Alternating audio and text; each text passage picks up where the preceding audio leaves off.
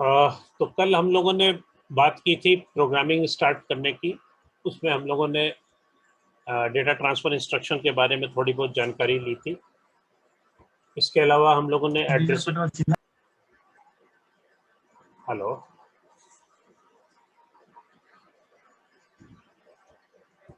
Flow chart कैसे बनाया जाता है, असेंबली लैंग्वेज प्रोग्राम कैसे लिखा जाता है और किस तरीके से एग्जीक्यूट किया जाता है। आज हम लोग बात करेंगे अरिथमेटिक इंस्ट्रक्शंस की और लॉजिकल इंस्ट्रक्शंस की। इससे पहले कि हम अरिथमेटिक और लॉजिकल इंस्ट्रक्शंस यूज करें प्रोग्रामिंग पर्पस से just to solve any problem, हमको ये जानना जरूरी है कि अरिथमेटिक इंस्ट्रक्शंस और लॉजिकल इंस्ट्रक्शंस की प्रॉपर्टीज क्या क्या होती है। Until unless we are not able to know what are the properties, it will be difficult to interpret that what will happen after the arithmetic and the logical operation. So सबसे पहली important चीज है कि accumulator is considered to be one of the operand while doing any arithmetic operation. And after doing any arithmetic operations, all the flags are modified, and these flags are going to show the data condition of the result. The result of what? After the arithmetic operation which is being performed. And the result is ultimately placed in the accumulator, and it is not going to affect the content of the source. So these are the four important properties of all the arithmetic instructions besides increment and the decrement. Increment and decrement is going to affect the content of the specified register. As in the case of the arithmetic instructions, the source are not going to change, but in this case, if we want to increment the content of register B, the content of register B will be changed. And after using increment instruction or decrement instruction, all flags are being affected besides the carry flag. Carry flag के ऊपर कोई असर नहीं होता है, but rest of the flags are being affected. So what are the arithmetic instructions which are used in 8085? We have add R, ADI 8-bit, SUBR, subtraction, SUI 8-bit, INR, and DCR. Add R is going to add the content of the register with the content of accumulator, and the result will be stored in the accumulator. ADI is going to add the content which is defined within the instruction with the content of accumulator, and the result will be stored in the accumulator. Similarly, subtraction will be going to subtract the content of R from the accumulator, and the result will be stored in the accumulator. And I have already told that whatever subtraction operation is being performed in 8085, it uses 2's complement method to do the subtraction. INR instruction is going to increment the content of the register by 1, and decrement is going to decrement the content of the register by 1. Also, let us have an example. Suppose that the content of accumulator is 93 and the content of register C is B7, and we have to add both the values. So content of accumulator is 93 if it is converted into binary number. So 9 is equal to 1001 and 3 is equal to 0011, and B is equal to 1011 and 7 is equal to 0111. Now if whenever we are going to add these two numbers, so what will happen? 1 and 1, it will be 0 and carry will be generated. So carry will be added with the D1. So 1, 1, 1 will be 1, carry will be generated. 1, 1 will be 0, carry will be generated. 1, 0, 1. Similarly, 1, 1, 0, carry will be generated. So it means the 8 numbers in the form of a sum, we will be getting like this and this. And in the last, we are getting a carry. So the result is 1010, that is A, 0100, that is 4, and the carry is generated, that is 1. So the sum is equal to sum of 93 and B7 is equal to 4A with a carry value is equal to 1. So what will be the data condition of the result after doing arithmetic operation? Let us see what happens is the form of a flag status. Now we are checking the flag status of 3 flags. Since carry has been generated, so carry flag will be set by 1. Since the result is not 0, so 0 flag will be 0. And since the D7 bit of the result is 0, so sign flag will also be reflecting 0. If, by the way, after doing arithmetic operation, the D7 bit becomes 1, then in that case, sign bit will become 1. Sign flag will become 1. If after doing arithmetic or any logical operation, if the result of the operation brings all the values equal to 0, then in that case, 0 flag will be set. And since in this particular case, after doing the addition of these two 8-bit numbers, a carry bit has been generated, a carry is generated. So that is why the carry flag is 1. So this is how internally 93 and B7 is added, the status will be represented like this. This is going to means whenever we are adding two 8-bit numbers, we are getting the result in the form of a sum as well as carry. This 4A represents sum of these two, and this one represents carry.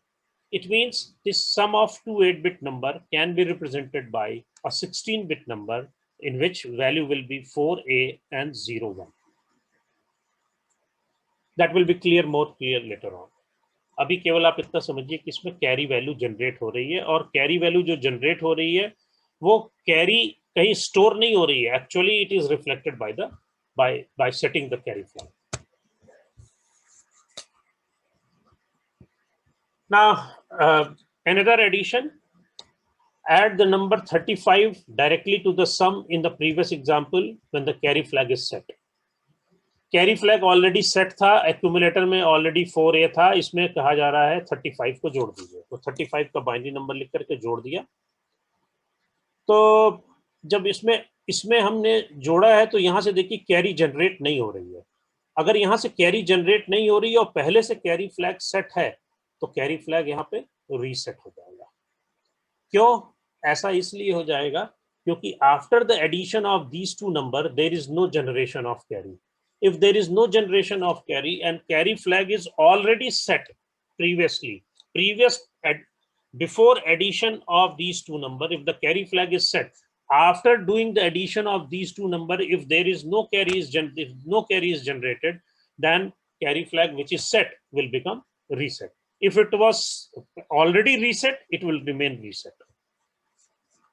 So again, the flag status will be, since D7 bit is 0, so assign flag will be 0. Since all the bits are having 0 and 1, so 0 flag is 1. So 0 flag is 0. And since there is no carry, so carry flag is 0. Now a very important example has been shown here. Assume that the accumulator holds the data byte FF, means the maximum 8-bit number. Illustrate the difference in the flags set by adding 0, 1 and incrementing the accumulator content. कहने का question का मतलब यह है कि अगर आपके पास accumulator में ऑलरेडी FF है तो आपको ये डिफरेंस शो करना है किसके अंदर, फ्लैग स्टेटस के अंदर. जब हम उसमें 0, 1 जोड़ेंगे तो क्या स्टेटस होगा, और जब उसको इंक्रीमेंट करेंगे तो क्या स्टेटस होगा. इन दोनों को कंपैरिजन करना है. तो एक्यूमुलेटर में मेरे पास FF है और इसमें 0, 1 जब जोड़ा तो देखिए रिजल्ट क्या आया. FF में जब 0, 1 जोड़ा तो जितना भी रिजल्ट है वो आया 0, 0, क्योंकि 1, 1, 1, 1, 1, 1, 1 में 0, 0, 1 जोड़ा तो रिजल्ट आ गया हमारा 0, 0 और कैरी फ्लैग सेट हो गया. अब यहाँ देखिए 0 flag is also set, sign flag D7 bit is 0, so sign flag is 0, और कैरी चूंकि जनरेट हो रहा है इसलिए carry flag will be set. So after adding 0, 1 to FF, the sum in the accumulator will be 0, 0. The value of sum will be 0, 0. with a carry bit. Therefore, the carry and the Z flag are set, and the sign flag is reset because D7 bit is 0. D7 bit of what? Of the result. अब यही चीज जब INR के साथ करेंगे तो INR भी 1 से इंक्रीमेंट करता है, FF में 1 जोड़ता है, लेकिन फर्क सिर्फ इतना है कि जब हम ADI इंस्ट्रक्शन यूज करेंगे तो कैरी फ्लैग शो होगा, लेकिन आपको अभी थोड़ी देर पहले बताया था कि जब INR के साथ कैरी फ्लैग के ऊपर कोई फर्क नहीं पड़ता है। यही डिफरेंस है एडिशन करने में और इंक्रीमेंट करने में। इंक्रीमेंट करने में बाकी सारे फ्लैग के ऊपर असर पड़ेगा, लेकिन कैरी फ्लैग के ऊपर कोई असर नहीं पड़ेगा। तो जब हम इंक्रीमेंट करेंगे तो रिजल्ट हमारा आएगा 0 0 ही, सम आएगा 0 0 ही, लेकिन 0 फ्लैग सेट होगा, साइन फ्लैग भी रीसेट होगा, लेकिन कैरी फ्लैग के ऊपर कोई फर्क नहीं पड़ेगा, not applicable. So this is how the arithmetic instructions are being used. Now, this is the addition. Now the subtraction. Now, the subtraction process which is performed by 8085, it uses 2's complement method. सबसे पहले ये क्या करता है, जिस number को घटाना होता है, we have two numbers. One number is called minuend, जिसमें से घटाना होता है, another is called subtrahend, जिसको घटाना होता है। तो सबसे पहले subtrahend को 1's complement ले लेते हैं, उसके बाद उसमें 1 जोड़ करके उसका 2's complement ले लेते हैं, और इस 2's complement को minuend के साथ जोड़ देते हैं, और minuend कहाँ पे होगा, एक्यूमुलेटर में होगा, यानी कंटेंट ऑफ एक्यूमुलेटर के साथ 2's complement ऑफ subtrahend को जोड़ देते हैं, और जो रिजल्ट आता है, अगर कैरी फ्लैग सेट होता है तो उसको रीसेट कर देते हैं, और अगर रीसेट रहता है तो उसको सेट कर देते हैं। कॉम्प्लीमेंट द कैरी फ्लैग, ये 4 इंपॉर्टेंट एस्पेक्ट हैं 2's complement मेथड की। जिस नंबर को घटाना होता है, पहले उस नंबर का 1's complement, फिर 2's complement, फिर उस 2's complement नंबर को जिसमें से घटाना होता है उसमें जोड़ देते हैं, और जो कुछ भी स्टेटस कैरी फ्लैग का होता है उसको रीसेट का कॉम्प्लीमेंट उसका ले लेते हैं।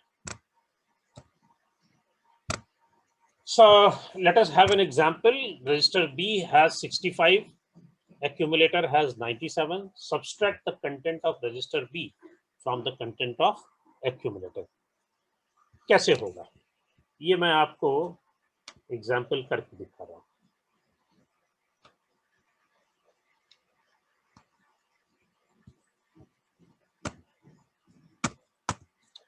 सबसे पहले 65 को 97 में से घटाना है, तो हम क्या करेंगे, 65H लिखेंगे और इसकी वैल्यू लिखेंगे बाइनरी में।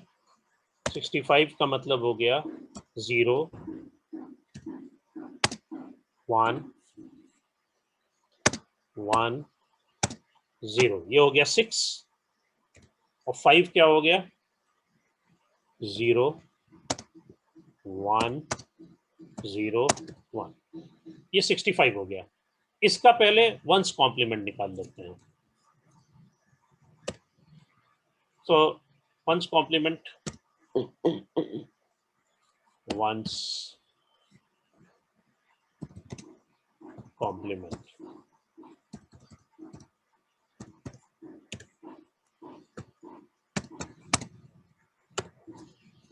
one 0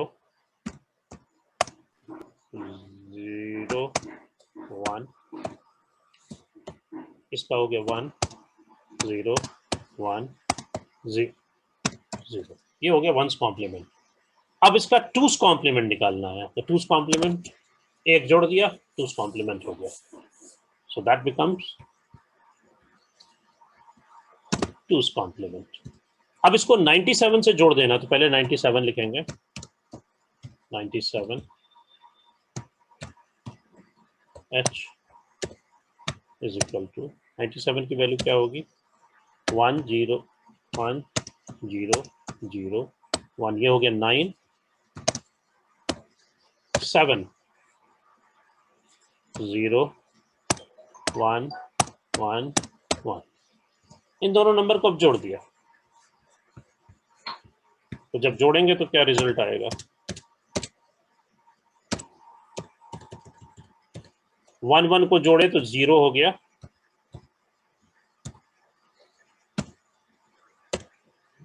1 1 को जोड़े तो 0, एक कैरी आएगा, तो कैरी को तो 1 1 1 1 हो जाएगा, फिर 1 कैरी आएगा तो 0 हो जाएगा,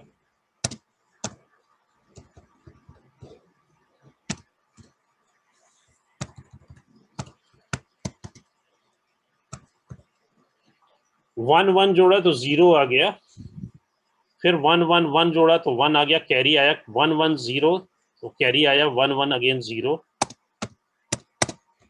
यानी ये वैल्यू हो गई, फिर कैरी आया तो वैल्यू आएगी 1, फिर वैल्यू आएगी आपकी 1, फिर वैल्यू आपकी आएगी 0,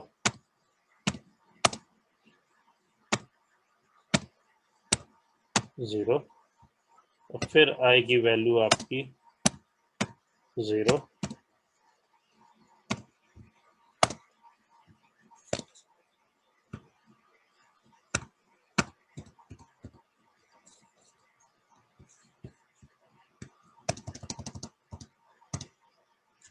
सी 1 1 जोड़ा तो 0 आया, 1 कैरी आई 1 1 1 1 1 आ गया, फिर 1 कैरी आई 1 1 0 आ गया, कैरी आई 1 1 0 हो गया, कैरी आई 1 1 1 1 आ गया, 1 कैरी आया 1, फिर ये 0 1 1 0, और यहाँ पे कैरी फ्लैग जनरेट होगा, कैरी बिट जनरेट होगी, कैरी जनरेट होगी। तो सी तो कहा गया है कि जब आपको जिसको नंबर को घटाना 65 को घटाना है तो 97 में से, तो 65 का पहले 1s कॉम्प्लीमेंट, फिर 2s कॉम्प्लीमेंट, फिर उसको 97 में से जोड़ दीजिए, 97 में जोड़ने के बाद यहाँ पे कैरी जनरेट हो गया।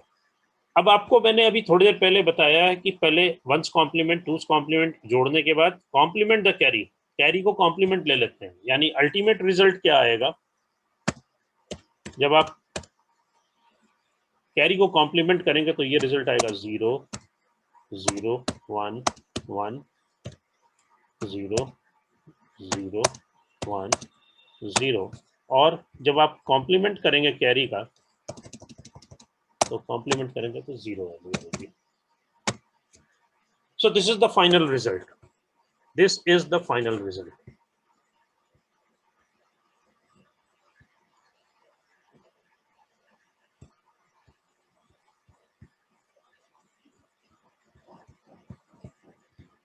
This is the final result.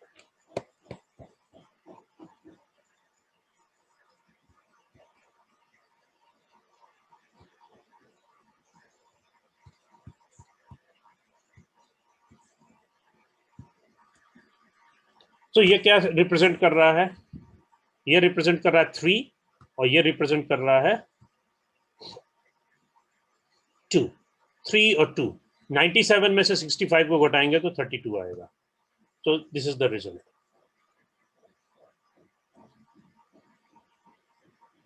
लेकिन एक बात यहाँ पे ध्यान देने की है कि जब हम 1s कॉम्प्लीमेंट लेके 2s कॉम्प्लीमेंट लेके जोड़ने के बाद कॉम्प्लीमेंट कैरी का निकालते हैं, और यहाँ पे कॉम्प्लीमेंट जब कैरी करते हैं तो यहाँ पे वैल्यू 0 आई, लेकिन अगर कॉम्प्लीमेंट ऑफ द कैरी करने के बाद अगर कैरी की वैल्यू 1 आती है, इसका मतलब होता है कि दिस नंबर रिजल्ट जो आपको मिला है वो 2s कॉम्प्लीमेंट के फॉर्म में है, निगेटिव है। यानी जब हम 65 में से 97 घटाएंगे तो जब आप 1s कॉम्प्लीमेंट लेंगे 2s कॉम्प्लीमेंट लेंगे फिर जोड़ेंगे तो आप और कॉम्प्लीमेंट कैरी का करेंगे तो यहाँ पे 1 आएगा। 1 अगर कॉम्प्लीमेंट ऑफ द कैरी करने के बाद अगर रिजल्ट की वैल्यू 1 आती है, इसका मतलब है कि जो आपका एक्चुअल रिजल्ट है वो निगेटिव वैल्यू है, और उसका जब आप 2s कॉम्प्लीमेंट करेंगे then only you are able to get the exact value.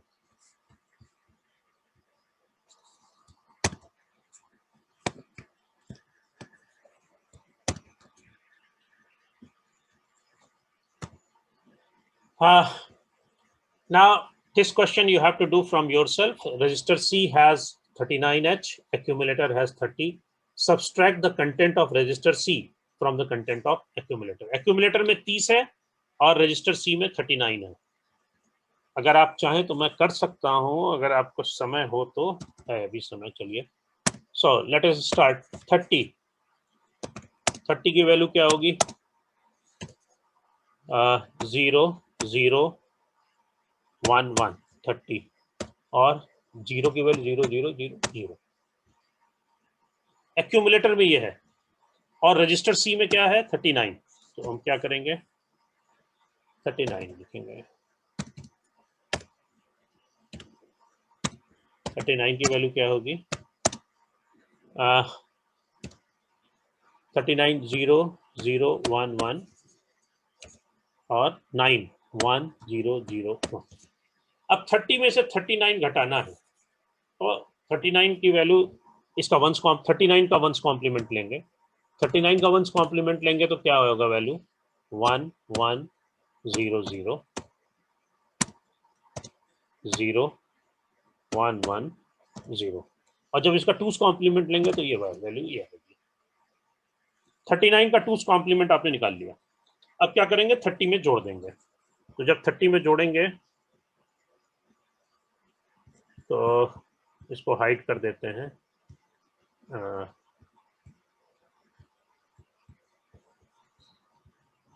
ये हमने हाइड कर दिया।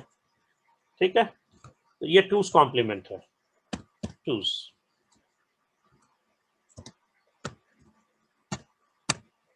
तो 30 की वैल्यू ये है टूस कॉम्प्लीमेंट ये है। जोड़ दिया दोनों को जोड़ेंगे तो क्या आएगा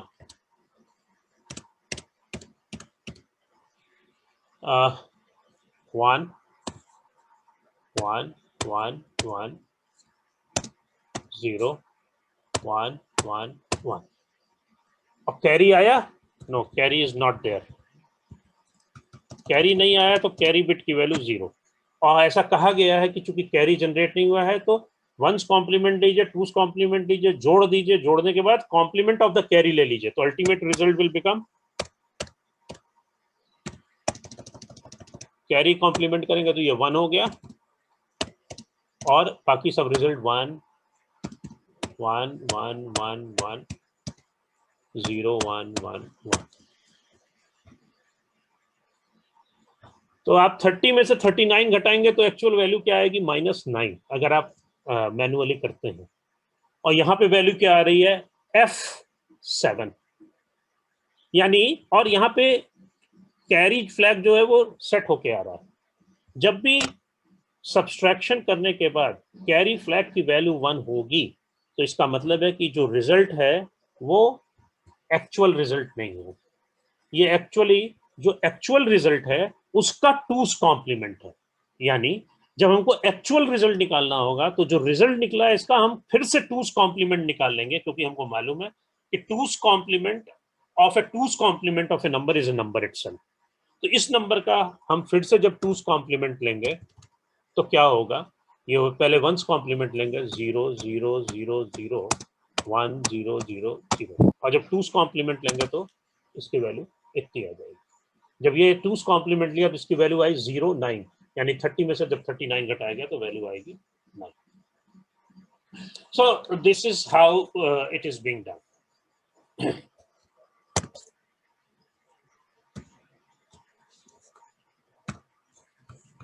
Yes, any question?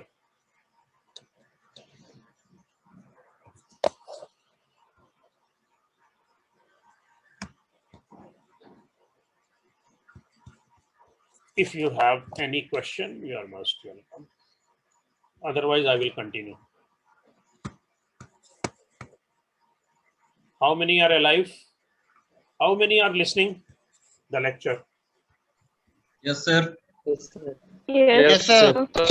Yes, sir. Yes. Are you getting my point? Sir. Any question? Yes, sir. बोलिए क्या क्वेश्चन है पूछिए।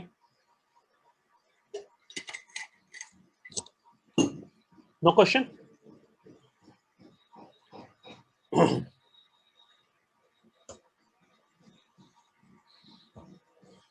Logical operation.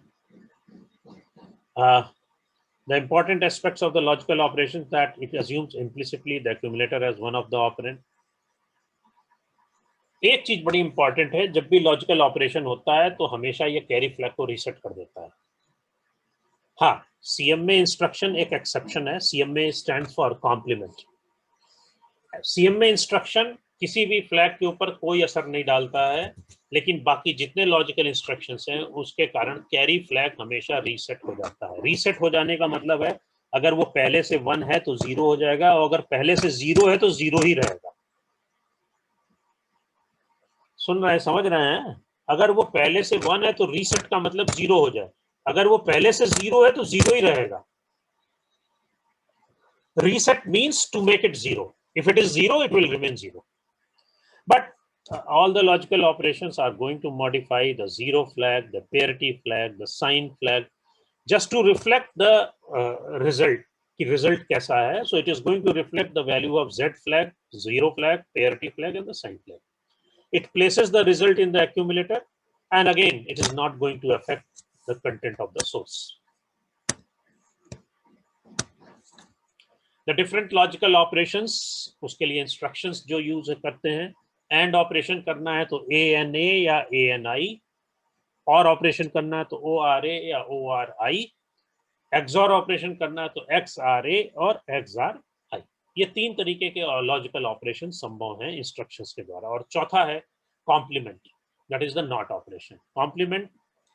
कॉम्प्लीमेंट के साथ कोई भी ऑपरेंड डिफाइन नहीं किया जाता है, क्योंकि कॉम्प्लीमेंट एक यूनरी ऑपरेशन है, सिंगल बाइनरी नंबर के ऊपर ये परफॉर्म होता है, इसके लिए 2 नंबर नहीं चाहिए, that is why it is a unary operation. और लॉजिकल ऑपरेशन के लिए इंपॉर्टेंट एस्पेक्ट ये कि one of the operand should be in accumulator. तो चूंकि इसमें एक ही ऑपरेंड है तो that will be the accumulator. So it means अगर कोई कंटेंट है जो कि बी रजिस्टर में है, उसका आप कॉम्प्लीमेंट लेना चाहते हैं, तो पहले उस कंटेंट को आपको एक्यूमुलेटर में लाना पड़ेगा, तभी आप उसका कॉम्प्लीमेंट ले पाएंगे। किसी अन्य जगह पे आप कोई कॉम्प्लीमेंट नहीं ले पाएंगे। कोई नंबर है, मेमोरी में है, उसका कॉम्प्लीमेंट लेना है, first you have to take it into the accumulator, then only it is possible. अगर कोई कंटेंट रजिस्टर में है, उसका आप कॉम्प्लीमेंट लेना चाहते हैं, you have to transfer the data into the accumulator and then only you are able to do the complement. Assume B register has 93 and A register has 15. Find the result after the execution of instruction XRAB, ORAB and CMA. ये हमको आप लोग करके बताइए। B register में 93 है, 93 है, A में 15 है। Find the result after the execution of the instruction XRAB.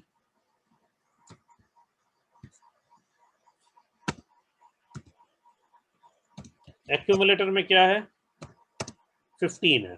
15 मतलब 1 5 0 0 0 1 एंड 5 का मतलब हो गया 0 1 0 1 15। अब आया बी रजिस्टर में क्या है? 93 1 0 0 1 और 3 0 0 1 1। सबसे पहले हमको XRA करना है, XRA B, यानी B के कंटेंट को A के कंटेंट के साथ XR ऑपरेशन करना है। What will be the value? 1 और 0 का XR ऑपरेशन करेंगे तो क्या रिजल्ट आएगा?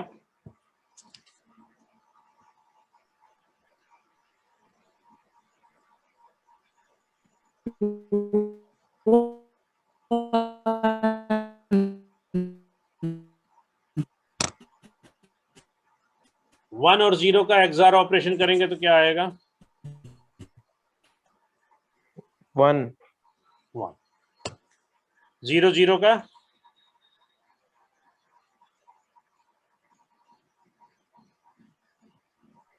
0 0 0 का 0 1 1 का 0 0 0 का 0 1 0 का 1 0 1 का 1 1 1 का 0। तो जब XRA B करेंगे तो क्या रिजल्ट आएगा? क्या होगी value? What is this? This is 6 and this is 8. It means जब एक्सआरए ऑपरेशन करेंगे तो आपकी वैल्यू होगी 86H। Is it so?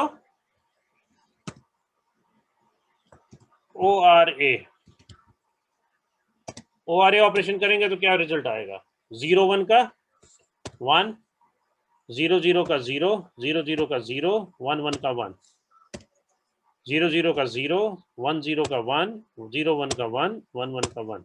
क्या वैल्यू आएगी? 8 और 1 9, 97। कॉम्प्लीमेंट ऑफ ए, कॉम्प्लीमेंट जब आप करेंगे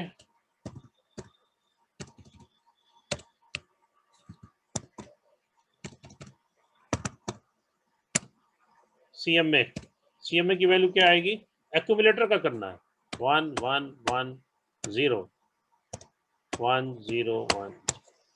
क्या value I? This one is 8 और 2 10 यानी ए, और ये क्या होगी? 8 4 12 और 2 14। 14 का मतलब हो गया ई ए। So this is how we will be doing the logical operations. अरे कुछ बोलो लोग, है कुछ समझ में आ रहा है? Yes, sir. Yes, sir. Yes, sir. अच्छा।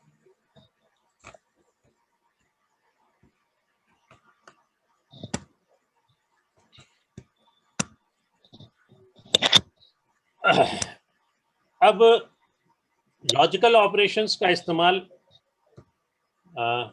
सेटिंग और रीसेटिंग ऑफ स्पेसिफिक बिट को करने के लिए किया जाता है।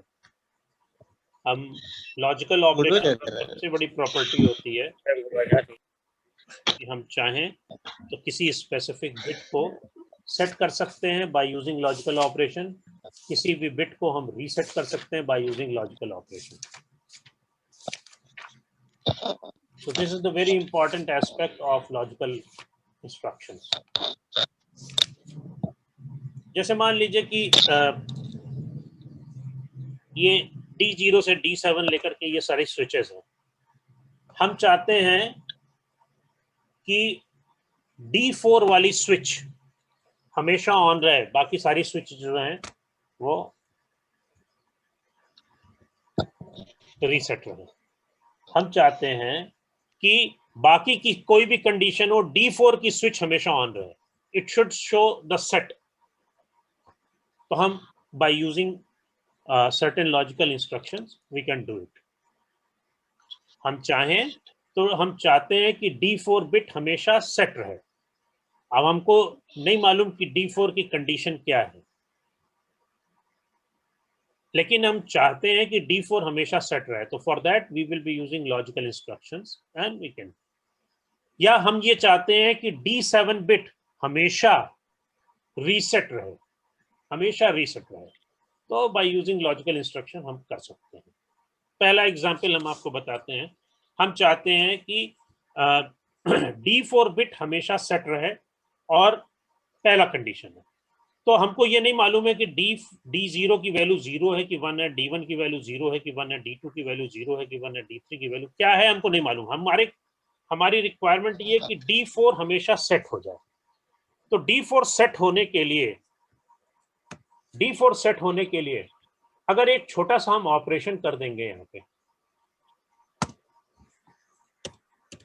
अगर हम यहाँ पे लिख देते हैं 0, यहाँ लिख देते हैं 0, यहाँ लिख देते हैं 0, यहाँ लिख देते हैं 1, यहाँ लिख देते हैं 0, यहाँ लिख देते हैं 0, टीवी के देख रहा है यार। कौन है ये बदतमीज?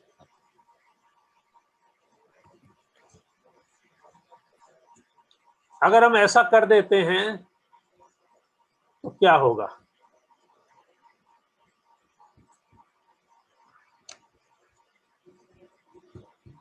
सपोज किए कि एक्यूमुलेटर की वैल्यू है ये, सपोज किया कि ये जो है एक्यूमुलेटर है और हमने एक्यूमुलेटर के साथ एक ऑपरेशन किया ORI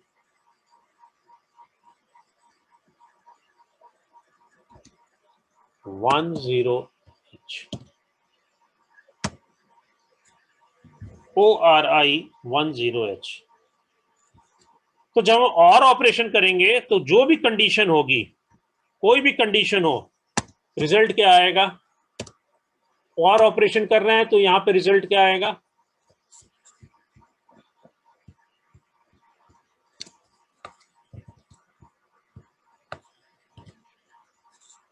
रिजल्ट आएगा D7 की वैल्यू अगर 0 है तो 0, यहां पे हमने 0 लिखा है और ऑपरेशन D7 के साथ कर रहे हैं। अगर D7 की वैल्यू 1 है तो यहाँ 1 आएगा, और D7 की वैल्यू अगर 0 है तो यहाँ 0 आएगा। यानी D7 की वैल्यू ही हमेशा यहाँ पे आएगी। लेकिन D4 की वैल्यू अगर 0 है तो यहाँ 1 आएगा, और अगर 1 है तो यहाँ 1 आएगा। यानी D4 की वैल्यू हमेशा 1 होगी। बाकी rest of the value will be D0, D1, D2, D3, D5, D6 and D7। क्यों ऐसा है? क्योंकि हम और ऑपरेशन कर रहे हैं। और ऑपरेशन की प्रॉपर्टी होती है कि अगर हम 0 के साथ और ऑपरेशन करते हैं तो रिजल्टेंट हमेशा दूसरा बिट होता है, वही होता है। अगर D7 की वैल्यू 1 है तो 1 और 0 का और ऑपरेशन करेंगे तो यहाँ 1 होगा। अगर D7 की वैल्यू 0 है और 0 और 0 का और ऑपरेशन करेंगे तो यहाँ वैल्यू 0 होगी। यानी हर कंडीशन में ये वैल्यू D7 ही होगी। उसी तरीके से हर कंडीशन में यहाँ पे D6 होगा, हर कंडीशन में यहाँ D5 होगा, लेकिन इस कंडीशन में चेंज हो जाएगा। क्या है इस कंडीशन में? अगर D4 की वैल्यू 0 है और यहाँ 1 है और ऑपरेशन कर रहे हैं तो यहाँ 1 होगा। अगर D4 की वैल्यू 1 है और यहाँ 1 के साथ और ऑपरेशन कर रहे हैं तो यहाँ पे 1 होगा। यानी इस कंडीशन में D4 बिट हमेशा सेट होगी, बाकी सारी bits D7, D6, D5, D3, D2, D1 के ऊपर डिपेंड करेगी। तो हम और ऑपरेशन की सहायता से किसी स्पेसिफिक बिट को हमेशा सेट कर सकते हैं। इसी तरीके से हम चाहें तो किसी स्पेसिफिक बिट को रीसेट कर सकते हैं। कैसे? By doing and operation. मान लिया कि हमारे पास ये 8 बिट्स हैं, एक्यूमुलेटर की ये वैल्यू है, तो हम अगर ANI एंड ऑपरेशन कर देते हैं किसके साथ? 7F के साथ। 7F का मतलब हो गया 0 0 0 सॉरी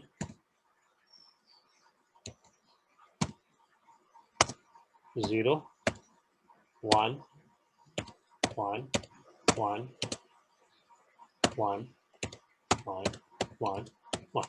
7F का मतलब हो गया। और इसके कारण क्या हो रहा है?